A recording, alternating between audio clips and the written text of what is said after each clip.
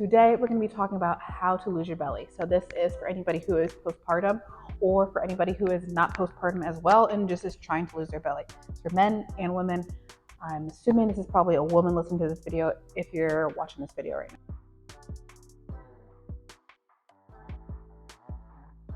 My name is Aisa. I'm a pelvic floor physical therapist and a holistic fitness coach. So the goal of this channel is to help you connect all of your body dots so that you can optimize your health and fitness.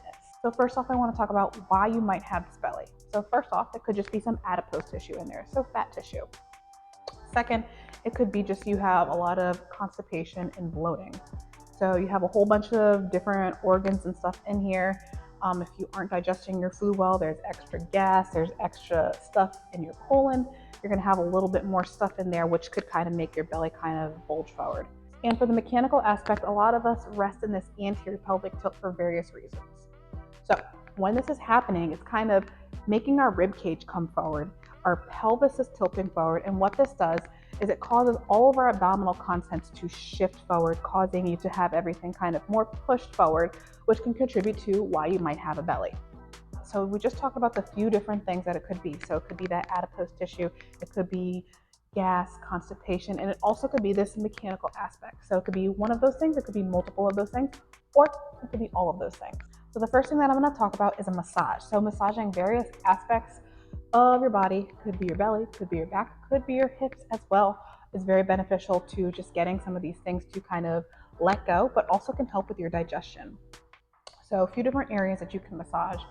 And you might not think about this for getting rid of your belly, but getting some of these back muscles to let go.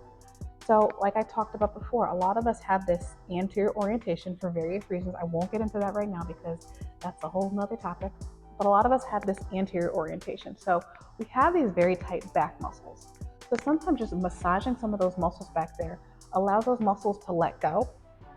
And when these muscles are able to let go a little bit better, we're able to breathe and expand to this back portion a little bit better, which kind of takes some of this pressure off of this front area, which goes back to some of the reasons why we have this belly distension, belly fat in the first place.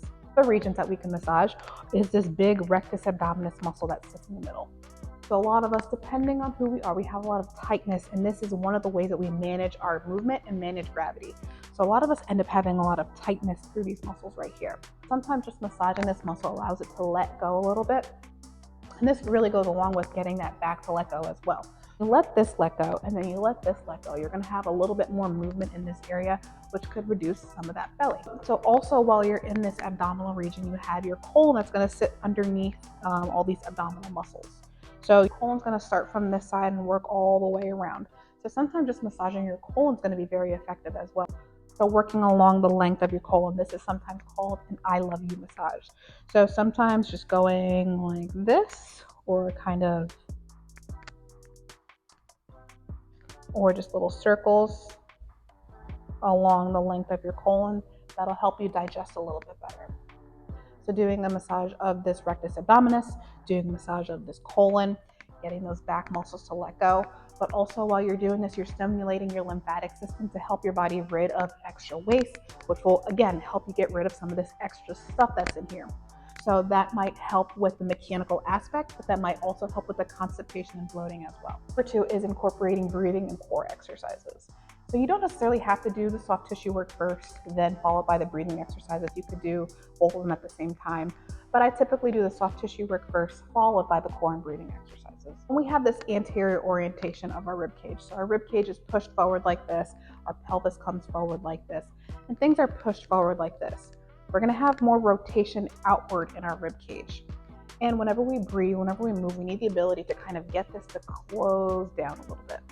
So the way we target that is just by doing breathing exercises. So I might link a few, but typically when we breathe in, we always want to breathe in through our nose, so nasal breathing. And then when we exhale, we're going to have this lower belly draw inward, so everything that's right through here is going to get smaller. The middle belly is going to get smaller, then your rib cage through this area is going to get smaller. So that right there is activating those deep core muscles, your transverse abdominis, and what that's going to do, it's going to push everything in there while you're doing this and maintaining somewhat of this stacked position. So right there, we got our rib cage to come downward. In that position, we're getting our rib cage over our pelvis. So when we do that, we're getting that stacked position.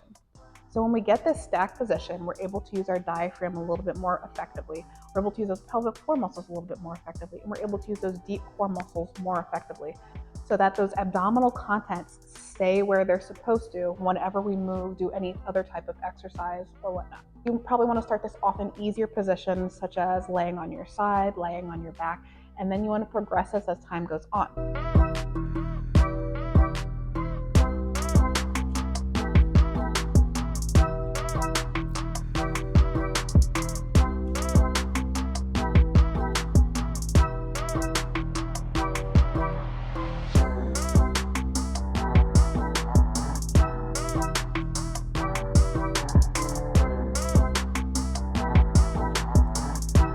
Progressions look like starting off like maybe on all fours and you alternate kicking a leg back.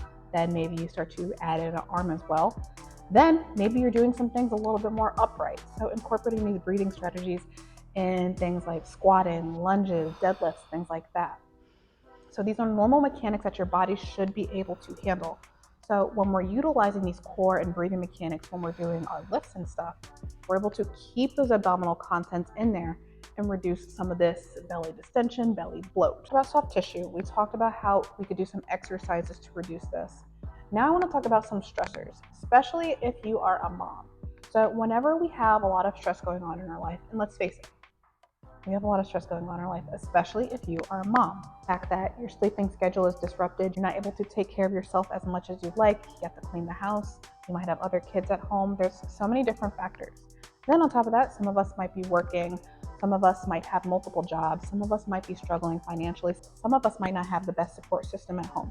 So all of these are stressors. Especially if you've just had a baby, your body really needs time to recover. So if your body is stressed all the time, stressed from not sleeping enough, stressed from not eating enough, stressed from doing multiple different things all day long, it's going to contribute to a sympathetic response of your body. Talked about this anterior orientation where our rib cage comes forward sometimes. So if we're chronically stressed, if we have all this stress, what this does is it makes us use our back muscles more to breathe as opposed to using some of those deeper muscles that we were talking about previously. And again, it pushes us more forward. When we're going throughout the day, we're going to work, taking care of kids, cleaning the house, going to the gym, all these different things. Our body is staying in this sympathetic or stress response. So our body is staying right here. So all day long, if you don't get a chance to kind of come out of this sympathetic or stress state, have a chance to kind of relax, rest and digest, get into this parasympathetic nervous system, you're staying like this all day and you're continuing to push everything forward. When you're stressed, every system in your body knows it. So your brain knows it, your gut knows it, all those systems in your body, they know that you're stressed. Contribute to things like that constipation, bloating, things of that sort. So it's going to be really important if you're trying to get rid of your belly that you're controlling your stress. So what that might mean is making sure that you have points in the day where you're kind of able to just tap into your breathing, or just take a walk where you're able to just think about nothing. If you have time before bed, you could sit and meditate and just take some of the load off from the day. I'm going to talk about a few of the nutrition items that have really helped me. This is not nutritional advice. I am not a nutritionist, FYI, but some of the things that have helped me. So we talked about stress before. So because we're very stressed, a lot of us are depleted in magnesium. So a magnesium supplement can sometimes be very helpful. Magnesium citrate is good for digestion. So look into that, do your research before you try that. So next, this probably goes without saying, this is number 5, drink more water. I'm probably not the first person that has told you this. So make sure you're drinking enough water throughout the day. So ideally it should be half your body weight in ounces of water, probably a little bit more if you're working out. Make sure you're drinking enough water so that you're able to flush your system to get your body rid of that waste. Getting all this nutrient in, we need to be able to extract the nutrients and then get it out of our body to just sit there in our belly. Last thing that I'm going to talk about is working on your timing of eating. So I spoke about this before when I talked about stressors. So a lot of us are chronically under eating, and that's going to contribute to more stress in our body. So throughout the day, make sure you're eating enough food. Make sure you're getting in breakfast, lunch, dinner, and maybe some snacks in between. Making sure you're getting in enough carbs, fats, protein, making sure you're getting in adequate nutrition throughout the day. This is going to support your hormones, your health, so that you're not in this chronically sympathetic or stressed state, so that your body just functions better and feels better, and you don't have this constipation, you don't have this bloating, and all of these things can work off of each other. So I talked about the constipation, the bloating, and the mechanical aspect. Now, what if it's that actual adipose tissue, which it might be, which is not bad, and you can work on that. Is adipose tissue, making sure you're, again, getting in the proper nutrients, making sure that you're eating enough. So all these things that I talked about previously will help with that. So once we're able to use our body appropriately, we're able to use our deep core and breathing mechanics in your body, and building muscle will help you reduce your body fat. We cannot target where we lose fat. So you cannot do a ton of crunches, you cannot do a ton of ab workouts to help you lose belly fat. Anybody that is telling you that, they are wrong. You cannot target where you want to lose fat. So the crunches that you're doing at the gym will not help you lose your belly fat. So what I'm talking about is strength training. So training your entire body, developing muscle all over your body, it'll make you stronger. Increasing your muscle mass will help you in turn lose body fat. So that body fat might be coming from your arms, it might be coming from your legs, and it might be coming from your belly as well. Now that was a lot of information, and it's very hard to digest all that, especially if you're just starting off. So I know a few of us are a little bit more experienced in some of this information, and you might have heard like a few new things, but I know for the majority, that's a lot of information. So if you feel like that was a lot of information, you're kind of overwhelmed, you don't really know where to start, which is okay. I have a few different options for you. I have my Optimal Ability and Function program, which is an online course and group program that teaches you how to breathe, use your core, and improve your mobility, and incorporate this into lifting so that you could feel and move your best. Or you can work with me one-on-one. So that sounds like it's you. I have the link below. Questions or comments, please drop them below. I'd love to hear what you guys have to say. Don't forget to like, subscribe, share with somebody else who's probably struggling with this as well. And I'll see you guys next time. Bye.